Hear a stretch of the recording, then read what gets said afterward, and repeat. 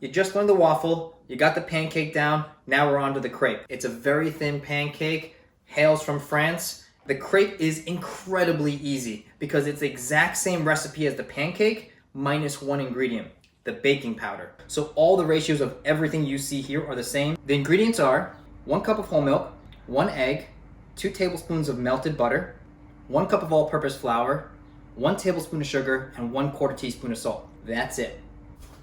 So for this, you're gonna wanna bring in your blender if you have one. If you don't worry about it. You can use a whisk, but unlike the pancake and the waffle recipe, you don't want any lumps. I'm also gonna say that you don't have to worry about over mixing. That's not to say keep the blender on or keep whisking, but you don't have to worry about it as much as the pancake and the waffle because the crepe has a little toothiness to it, a little chewiness. So that's the texture that you want. Let's get started. Start by melting the butter in the microwave.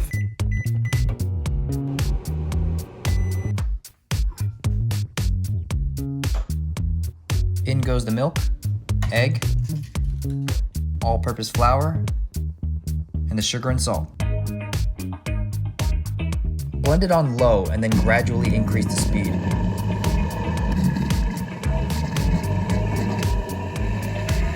It should take about 10 to 15 seconds.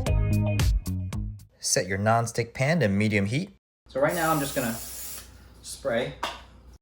Wherever you ladle your batter on the pan, your second ladle of batter and your third ladle of batter should go around the same area, just so that it could roll around. You don't want spider webs of batter everywhere. Here I want to show you how some of my first crepes turn out. You can see some webbing of the batter, it's uneven, it's got some thick parts, thin parts, and that's due to the batter not being poured in the same part of the pan and not being quick on the twirl. But sometimes it's also just not your fault. Your non-stick pan has these tiny crevices that need to be lubricated, and it just so happens that your first few crepes have to bite the bullet. Here we go with the second round.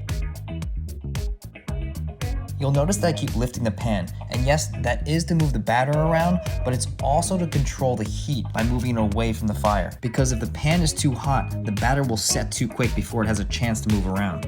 So after these edges start to curl up, you're gonna wanna check it.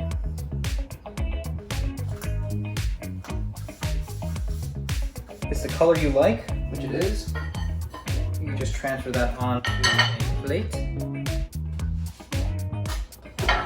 That's it. The great thing about this is that you can reheat it in the microwave, put a damp paper towel on all of these, and just 20-30 seconds, steams right up. My all-time favorite flavor is orange and cream.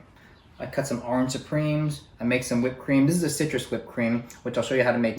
Start off by zesting a third of an orange, a lime, and a lemon. 2 tablespoons of sugar, and a cup of heavy cream. Whip it up with a hand mixer on high until you get the consistency that you like, and you're done. The crepe is also a perfect foundation for both savory and sweet. Classic combinations like banana and Nutella, apple and caramel, fruit and ice cream, savory combinations like spinach and feta, ham and cheese, bacon, egg and cheddar, smoked salmon and avocado. Anything goes. And you could even make a cake out of crepes, but that's for another episode.